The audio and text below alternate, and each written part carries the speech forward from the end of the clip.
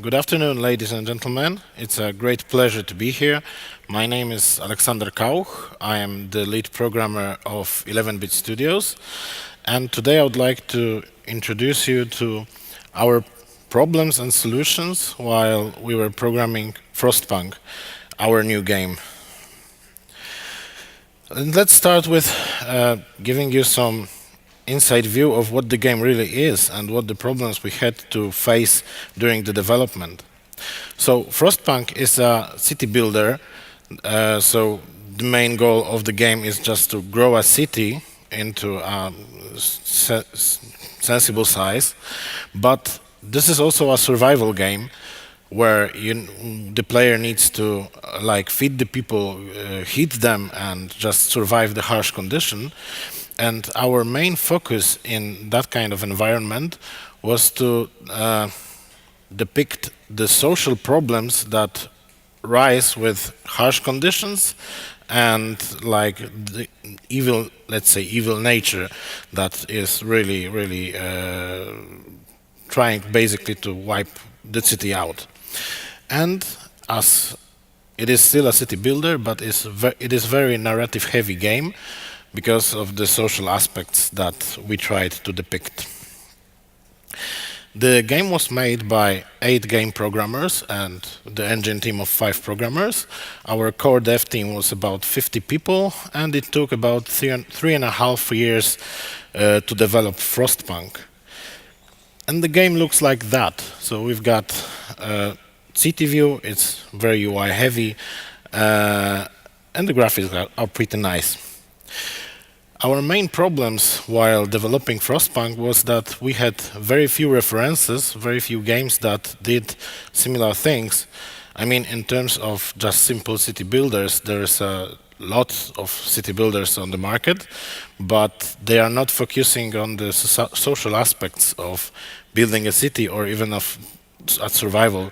One of our main references was Banished, but Banished focuses only on the survival aspect and not basically the people the player is controlling are just drones, and our goal was to not depict people as drones, but as human beings with their own agendas, with their own needs and dreams.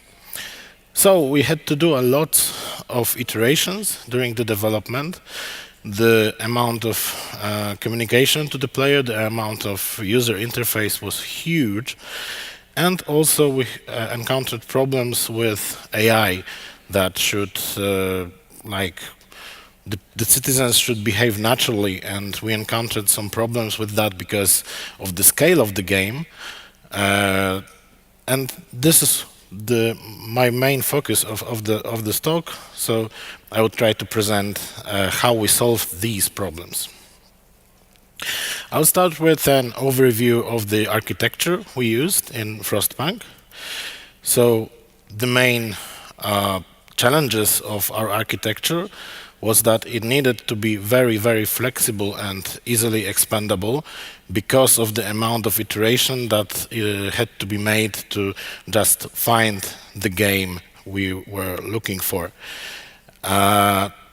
We wanted to provide tools for the design and art teams so that they could create the content needed as fast as possible and without really engaging programmers to do so, so that the programmers could focus on the optimization things and just overall overseeing the code.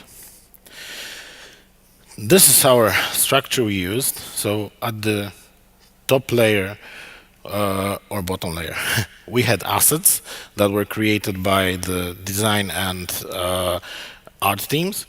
We had basic entity component systems, which I will describe in a minute. We have some helper systems that are not really connected with the objects of the game, but they still help to organize things. And of course, there is a engine layer, so engine core, user interface mechanisms, and renderer, and so on and so on. So our main architecture was entity component system. It right now is a very popular architecture. I think it is being added to Unity right now.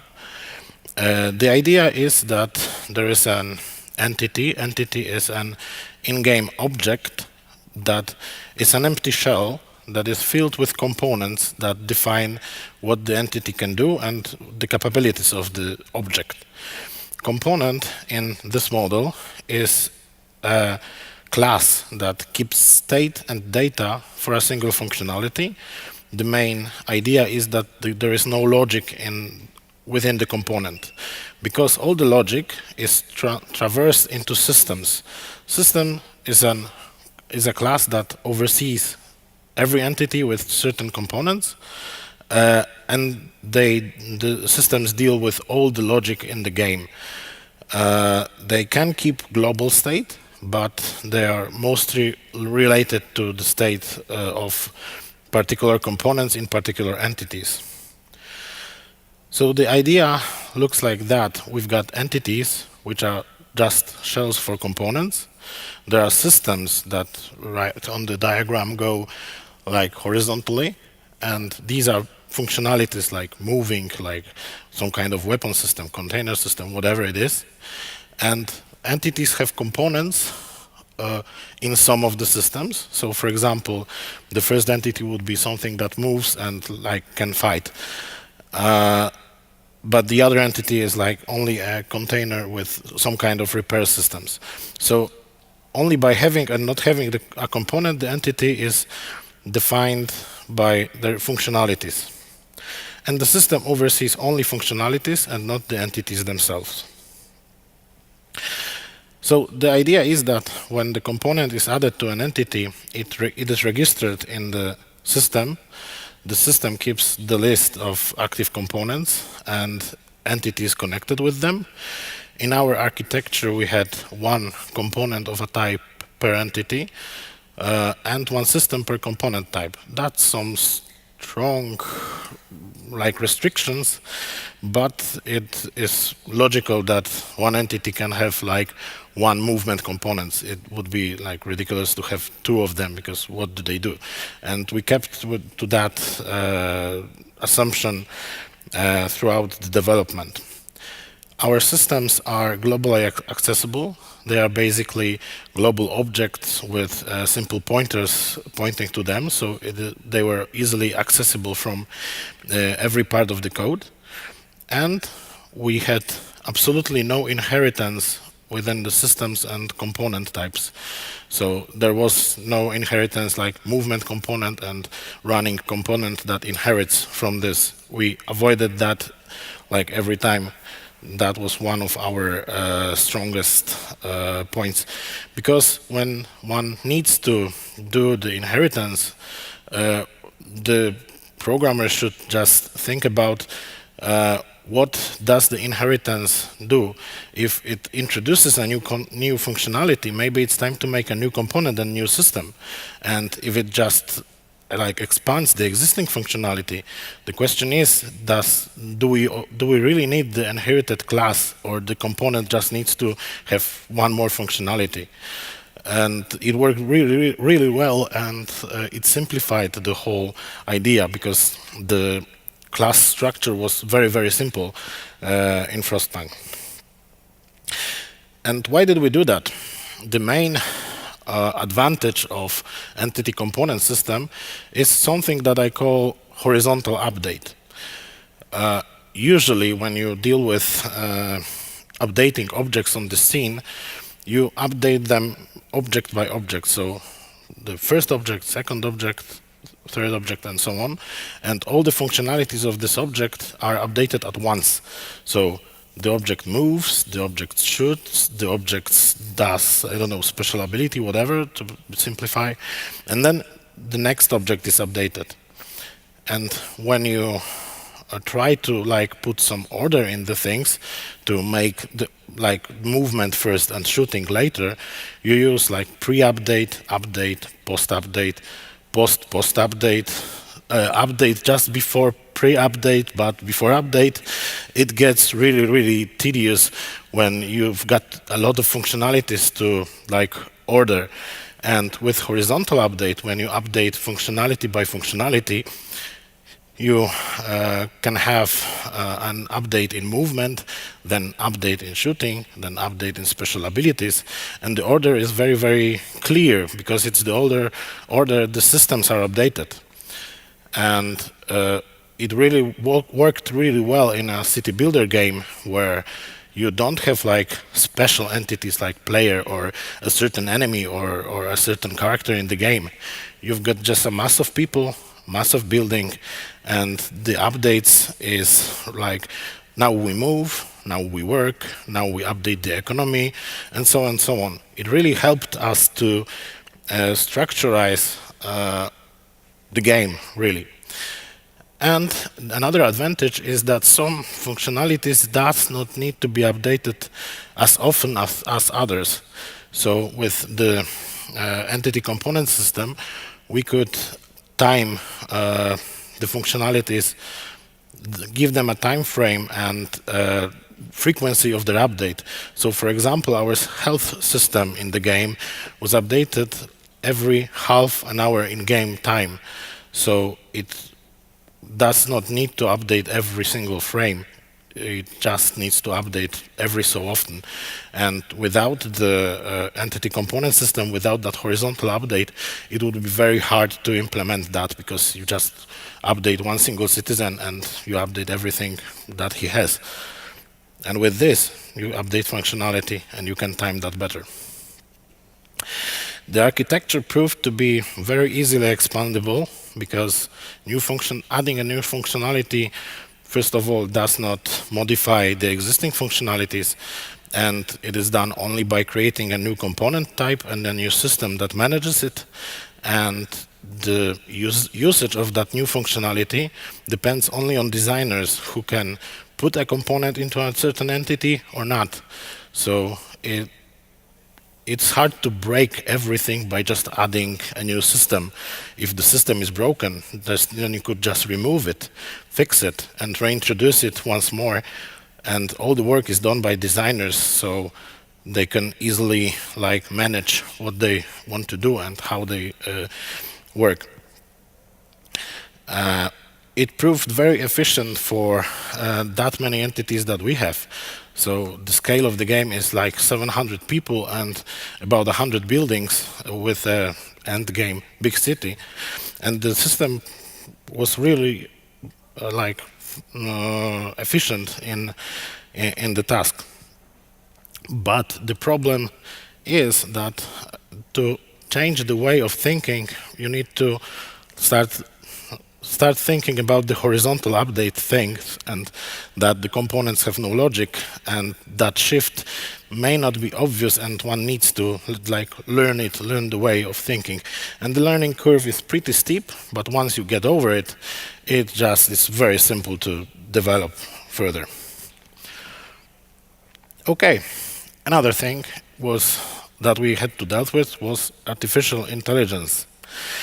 So we needed to have an AI system that controls the citizens' behavior, and they should, of course, behave naturally like human beings, like they want to eat, sleep, work, not work, have some fun. But we also needed a system that could analyze collectively the states of a single agent and the many agents as a collective, just to produce social behaviors of many entities.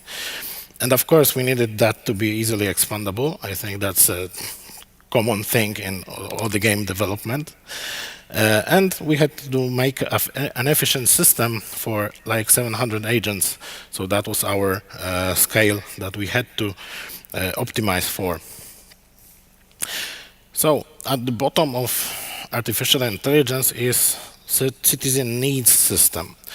So we had to quantify what does it mean to be a citizen in Frostpunk into certain needs. So we had hunger, health, sleep, fun, anything that really affected the behavior of citizen had to be quantified and put into a specific needs that change in certain conditions.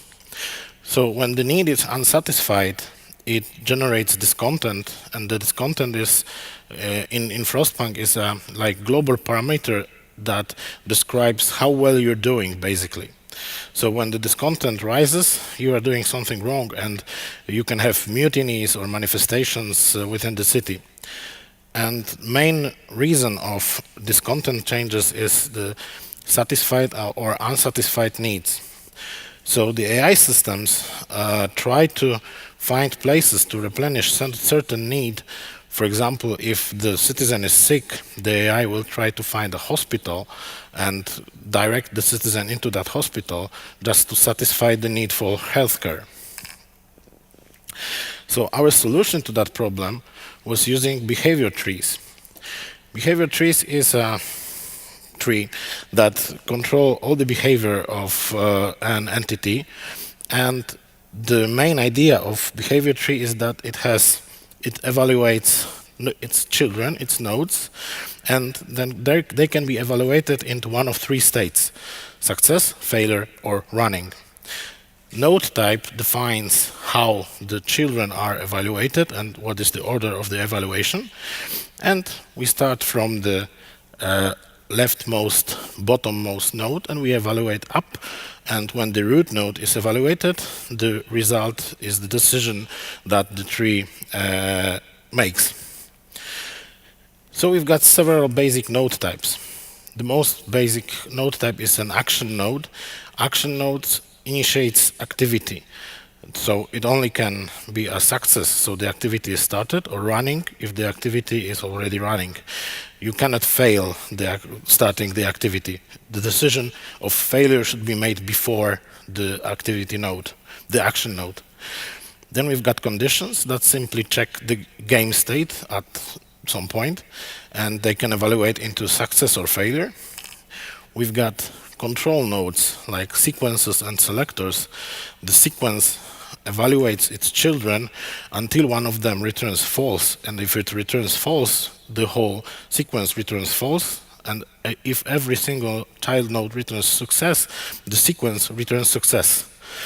And selector is similar, but the node evaluates its children until one of them returns success. If all the nodes return failure, the selector returns failure. And there are some decorator nodes that just modify the way the child node is working. And here is a simple example of behavior tree. So we start with evaluation from the leftmost, bottommost node. So in that case, it's enemy inside question. If the enemy is not inside, the sequence returns false. Selector tries to find the first success node. So he evaluates the activity node, action node, that just tells the actor to move. And above is the target selector, so a decorator node, that tells just his child know where to move. So we move to random location. But if the enemy is inside, the sequence continues the evaluation, and we get into, is the enemy weaker? So if the enemy is weaker, the sequence evaluates another node for searching for a success, so we attack. And after we return to the root node, the decision is to attack. If the enemy is not weaker, we evaluate the rest of the tree. So as you can see, it's easily traceable, maybe not like I'm showing this here to you, but at every time the decision is made, it is easily traceable by the designer to find the path, the sequence of decisions that was made by the tree. So it is easy to debug, and we've got all the heavy decision making in one place for an agent. So it's easy to control that. What does the agent do and in what order? So from the programmer's perspective, all we need to do is to implement the tree mechanics and add some nodes that like expand the structure. So once again, it's easily expandable, and adding a new node does not have the ability to break everything.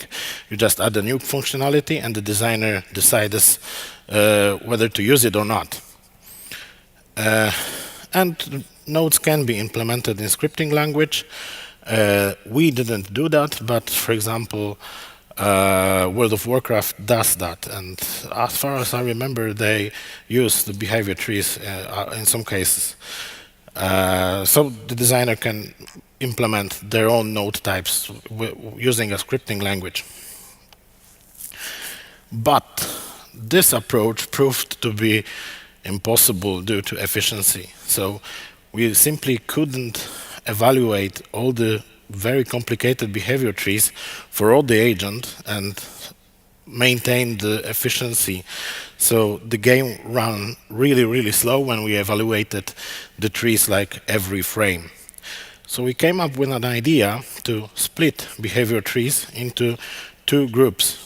The main group that we call state trees controls the like decision making of an agent. So an agent has a behavior tree responsible for work if it's working, or manifesting tree when it's manifesting. And the state tree can only be changed by state tree themselves. So it creates a finite state machine just in the switching of the state trees part.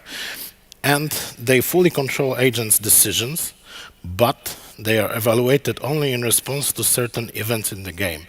So when the agent is working, we do not need to ask him if he is still working, because he just does just that.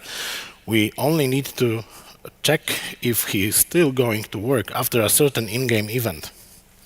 So for example, the agent is in working state, and there is a list of events that can change the state. For example, work time has changed, or there is a manifestation, or there is a temperature change, or whatever else that could be. So when the event occurs, like manifestation event, the behavior tree makes a decision if the manifestation is interesting for that agent, because if the people are manifesting about starvation and that particular citizen is really like full and fed, so he does not need to go to that manifestation because he doesn't care. But if he is starving also, he can make a decision to go to the manifestation. So the behavior tree makes a decision to change the state, and it simply changes the behavior tree into behavior tree manifesting state. And the manifesting state takes a different list of game events that could change the state. So we only evaluate the tree, the decision tree, if an event that is interesting in a certain state occurs. And to control the current agent behavior, like what he does, what animation does he like present, and where he stands, we added activity trees. Activity trees are the trees that are evaluated like every frame. There is no decision making in activity trees. They only control animations, positions of the agent, and they are just like managing what the agent does in that particular second. And what's more important, activity tree is not connected with the agent, it's connected with the place where he is. So for example, if he works at the mine has activity tree for every single worker. So when the decision tree decides go work in the mines, or player clicks go work in the mines, the agent would go there, take the activity tree from the mine and start working. So start the animations of like him like digging coal or whatever there is. In that case, it was really easy to add new places of interest, because with the place there was also a activity tree that managed the animations of the citizens, and the big behavior trees, the state trees, didn't need to be modified that way, because they only make a decision to go to a certain point of interest. So it was very easy to expand that, and as the activity tree only controls the visual state, we could have a budget on that. So we decided that we'll evaluate all the activity trees only for 5 milliseconds per frame, so that the visualization wouldn't interfere with the rest of the game. And if an animation is like delayed, the player wouldn't notice. So it proved to be a very good solution to the efficiency problem. So all in all, the decision process and the AI process of a single agent would look like that. So we're in working state. Our current activity is gathering coal. Then an event occurs. There is a manifestation going on, like before. The state tree decision is, let's go, that's my manifestation. So we change the state to manifesting. We add a tree, simple activity tree, like going to the point of interest, just temporarily to move the character. And then when we arrive at the point of interest, which is the manifestation place, we have the state tree manifesting and the activity tree connected with the manifestation place that tells the agents to, I don't know, wave a banner or have a torch and so on and so on. So the computational heavy state trees are evaluated only on demand when an event occurs. Simple activity trees are evaluated every frame, but with a budget. New activities are added by the designers with the activity tree in them, so there is no need to modify the big state trees to do that. The place itself can have parameters that replenish certain needs. So when we want to add a new hospital, we just add a component that replenishes health need, and the AI would react to that because that place would be attractive in the replenishment of the needs area. And it proved efficient for a few hundred agents. For 700 agents, we had a frame budget of 5 milliseconds, and with some event spikes like the morning gathering or whatever, where every single agent decides whether to go to work or to hospital or wherever it wants, we have a spikes of 250 milliseconds. That's still pain in the ass, and that's still not very efficient, and we're still fighting to improve that, but that's way better than we imagined when we started implementing that. So the system proved that it works. It only needs some more tweaks to improve efficiency.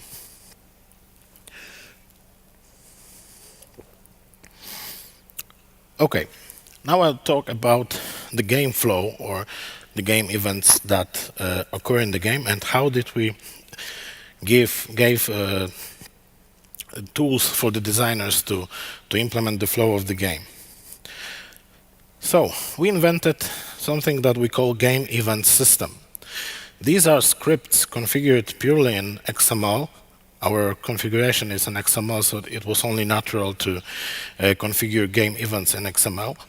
They are basically translated into C++ code during load, so no scripts are interpreted in game time. Everything is interpreted before game time. And the goal of that system was to increase the speed of iterations for the designers. That's one point. And the second point, the designers should be able to create final content using the same system, so that they can do their dirty work, and when they clean this up, it could be a final content already. So when the iteration clicks, they could just polish it, and we're good. We have a final content. So main part of the game event system is a game event. Game event is built from 3 elements: triggers, conditions, and effects. All these elements are fully configurable by the design team, and the variety of elements created something like a programming language that the designers could use during their work. So the flow of the system goes like that. We've got ECS system that represents game state. Then some incident in game happens, like a person died. So we've got a trigger system that reacts on certain incidents in game. Then we check the conditions. If the conditions are not fulfilled, we return to the game state, nothing happens. But when the conditions are fulfilled, the effects are executed. So what is a trigger? Trigger is a very simple class that register for specific incident in game. For example, specific time of day, death of a citizen, new technology research, and so on and so on. So it's like a hook that the designer can hook the event to the game event to a certain in-game incident. The trigger system is just a map of hook types, of the trigger types, and list of events that are dependent on that trigger. So when a certain thing happens in game, all the triggers fire, and all the events hooked on that trigger just are evaluated and executed if the conditions are okay. They might be parameterized, and here is an example of actual game event. So we've got building work construction. When the construction is finished and the building template is a beacon, so when the beacon is constructed, that event triggers. So basically, if you played Frostpunk, when you build the beacon for the first time, the balloon goes up, and there is a sequence of that shows all the world from top view. So that's basically the trigger that starts this sequence. Then we've got conditions, and conditions are basically Boolean expressions that can be evaluated to true or false. So with every condition list in the event, the response could be yes, the conditions are fulfilled, or no, the conditions aren't fulfilled. So they basically take a form of comparison and can be expanded into like full-fledged Boolean expression by connecting nodes like AND, or I don't know if you use XOR, but AND and OR of course are implemented. So the designer chooses the connecting node is the comparison operator or connecting operator, and defines left and right side of that operator with some helper classes that check the game state values. Like for example, in this example, there is an amount of bodies, so we compare integer with left side of 1 and right side of amount of bodies. So if there are more than one body in the game, like that body, the condition is fulfilled. And the whole construct is like Polish notation expression. So at first we've got operator and then operands.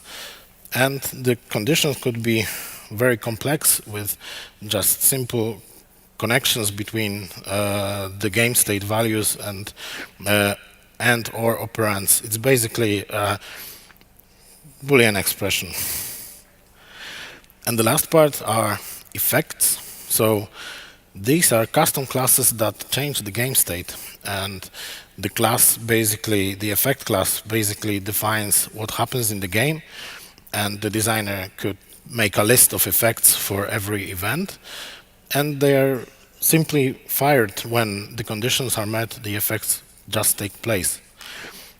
The one thing that we needed was to implement contexts, and contexts are special kind of effects that select the target of the next effects in the table.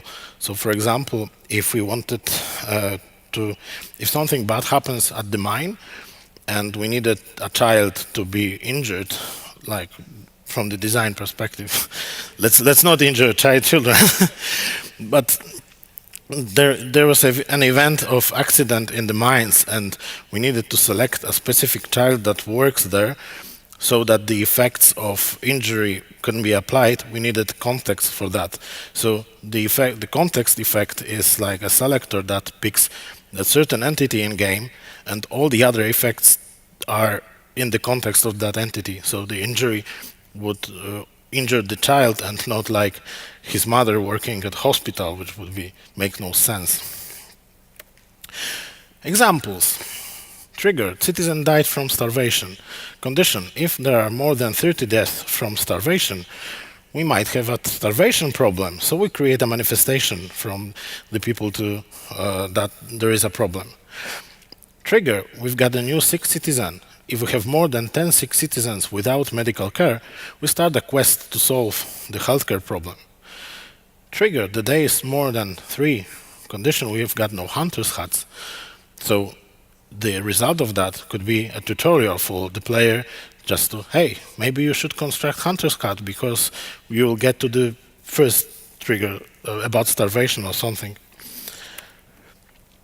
It proved a very powerful debug system because with a trigger could be a console command. So when you've got a custom console commands with custom effects that can take place, it was really powerful testing and debugging tool for designers and QA specialists as well. We added global and local variables, so in the effect you could set a value for a global variable or local variable, and then in condition you can check the value of that variable. So all in all, we implemented a new programming language in XML. And parts of this system was reused in other systems. So for example, conditions were used as a requirement for research, so we could check easily if, for example, we have some past research and we can do a new one. The effects system was used in technologies and social laws. So when you make a hard decision about like sending the children to work or not, the effect changes the global policy of hiring, let's say. And of course, in many other places, the parts of the systems were used. It controls all the flow of the game. It is a very powerful tool for the designers, and we certainly would develop that because it started to take a form of an Unreal blueprint. And right now we're trying to make a tool to be to easily configure that, because right now it looks like that. So we've got a list of directories. Every directory has a list of events with that many events, and an event can have that complicated configuration. So it's really huge configuration, and it's very hard to manage it that way. So we definitely need better tools, and really big kudos to our designers that they could like operate very quickly in that system. And last but not least, we needed a system that changes the appearance of objects. I will be only talking about buildings, but it applies to like every entity. But just to focus the attention, I'll be talking about buildings.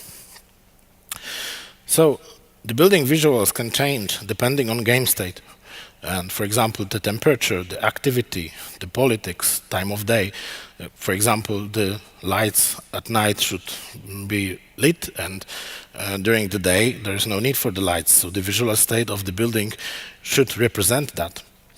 So the system that we developed was called appearance system, and the main brick, the main part of the system was appearance state, which is a simple string label that can be applied or removed at a building. And the buildings can have various appearance states and combinations of them. So we've got different appearance, for example, for an active building in totalitarian state during night, and some states even has to be excluded in the visualization process. So we've got a building during night that is not under construction, so that the lights inside the building won't interfere with the construction site. So final visuals of the buildings depends on the combination of the labels that it has or hasn't. And the range of things that could be changed by the appearance system is really big. So we can change the appearance the visuals of mesh elements, lights, textures, outlines, shaders. We can even start animations. We use that system to communicate special states of the building. So if something is wrong at the building, for example, there is no workers, we use the appearance system to display UI icon above that building that something is wrong. And the system was even used to start sounds. So when the building is working, the sound loop is on, but when the building ceases to work, the sound is turned off by the appearance system. Main part of changing the appearance was appearance overlay. So we've got a list of appearance overlay that changes the visibility of things, animation, and all the things that I mentioned.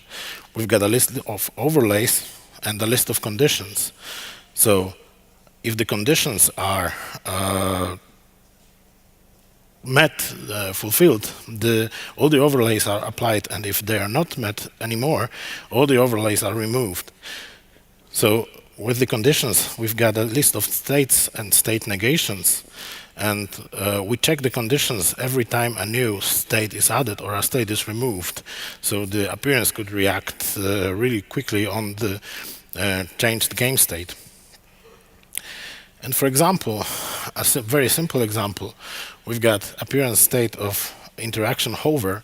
So when the mouse cursor is over the entity, we apply appearance state, we change the outline of the entity.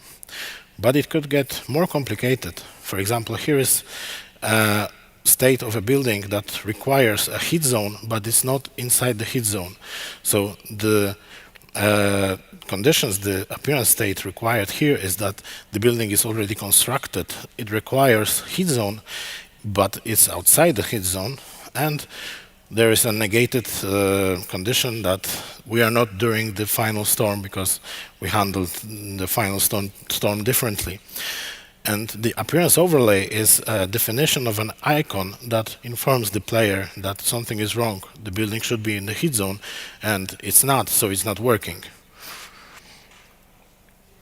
And put into practice, it looks like that. So here we've got the generator, like a main building of Frostpunk, with certain upgrades and certain props added depending on the political state of our city.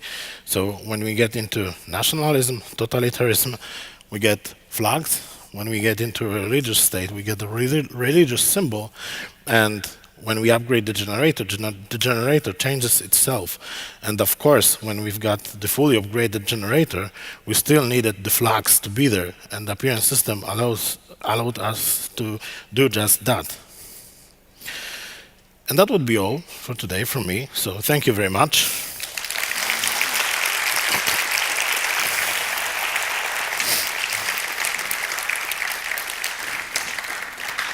And if you've got any question, I will, of course, gladly answer them.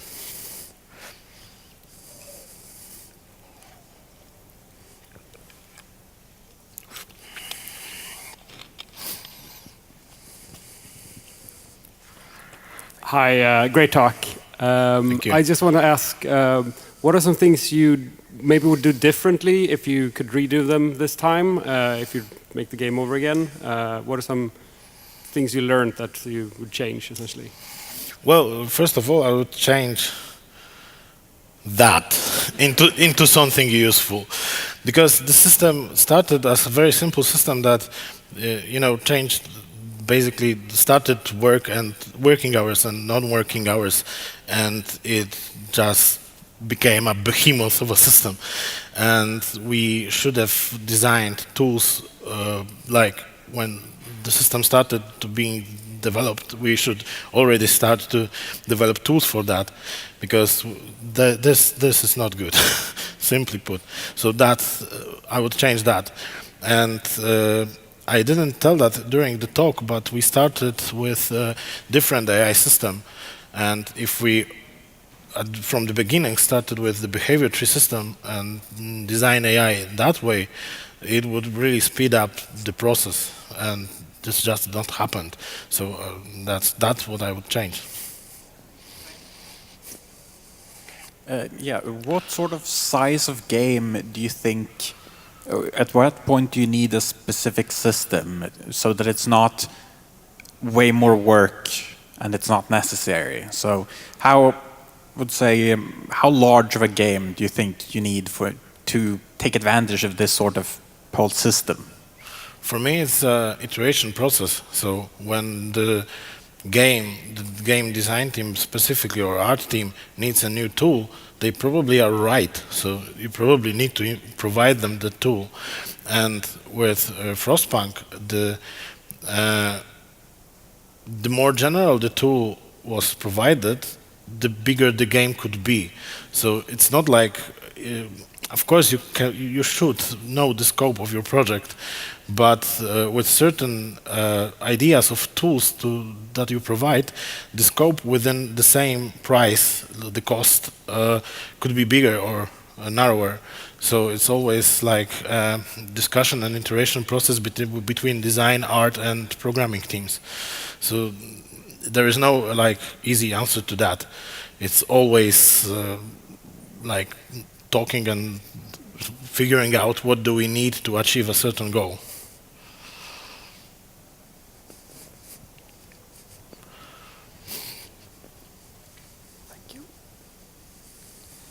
Hi, you talked about how the game went through a lot of iterations. What were the very big features that was cut from the game or changed? How would the gameplay look in early in development compared to the end of development?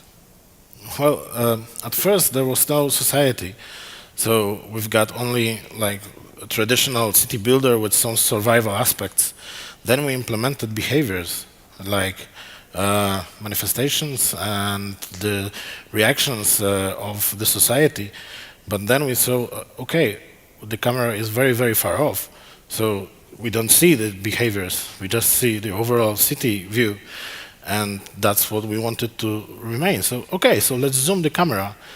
Still didn't work. So we had to develop a system of narration, which is the hard decision system in the game. But at first, it was something like a visual novel with the decisions and arcs of narration. We had to scrap that because that was 2 games in one. So the visual novel part was totally removed from the society builder, from the city builder part.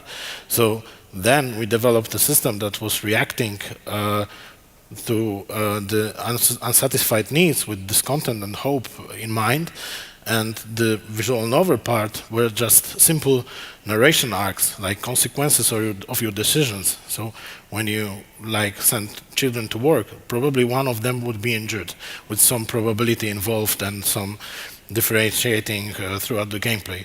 So there were pretty big iterations in the system.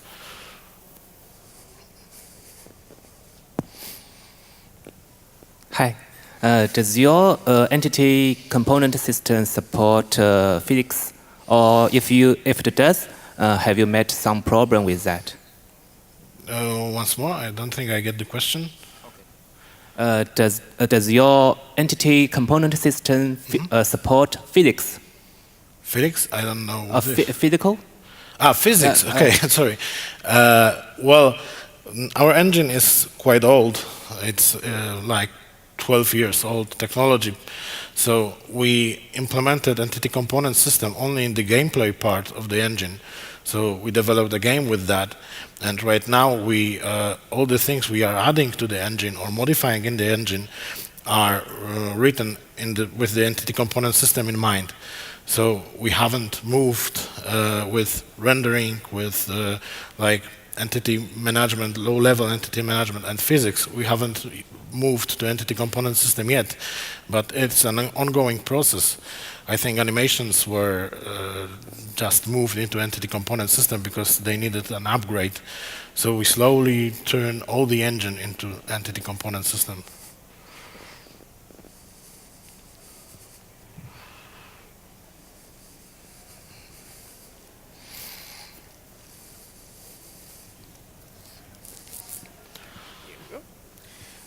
Hi, I was wondering, like for the entity component system, like each entity basically reacts to game events, right?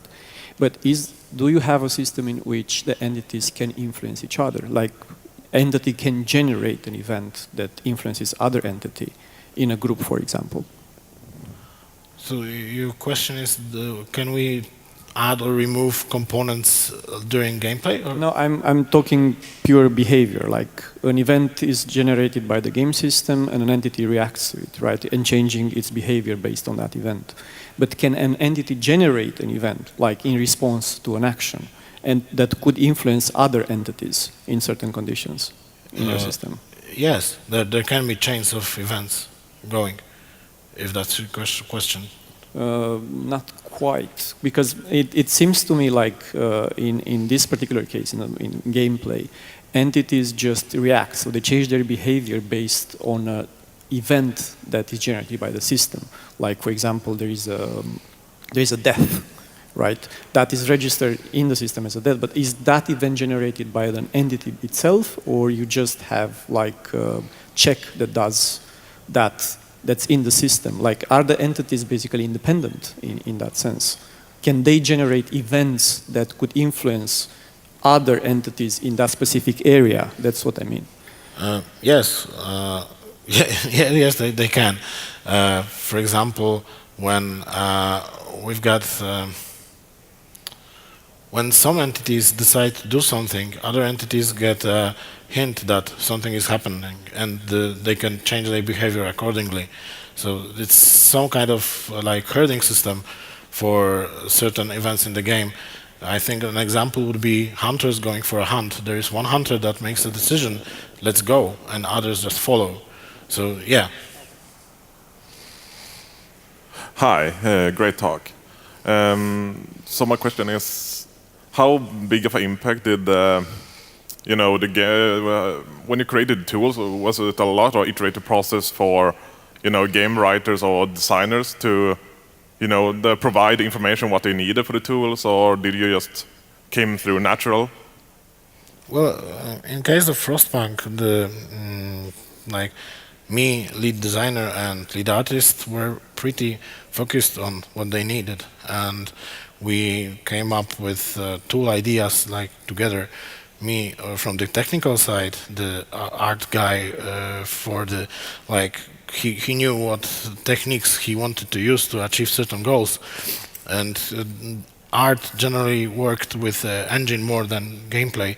But with the designers, we had to, our lead designer and all the designers, their requests should be and have been very specific what they wanted to achieve, and they were working with the programming team, with me especially, just to find a solution for their problems. So at 11-bit Studios, it was always a matter of discussion, and we very rarely communicated via some kind of documents. So there was always a discussion, and we like forged the solutions together. I was thinking with the appearance system, how much work did the artist specifically need to do to make that function? Because I assume they have to build all the buildings and that sort of thing specifically so they can be changed. And how do you avoid collisions between different states? Like, are the lights on or off? But if it's this version, what if the lights are in a different place, and all those sorts of problems? Well, we had, first of all, we had naming convention for artists. So certain props had certain names or prefixes just to operate with appearance system. So the appearance only showed like every single entity that has a prefix of light or hides it. And at that point, the only thing the art team should know that if their prefix the SFX or anything with light prefix, it would be applied with the appearance system. So in that way, the configuration was it was easier and better to manage. So yeah, that's it.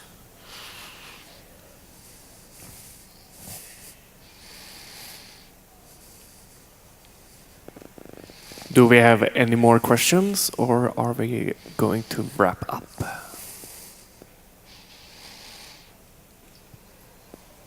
Okay, so that would be it. Thank you very much for listening.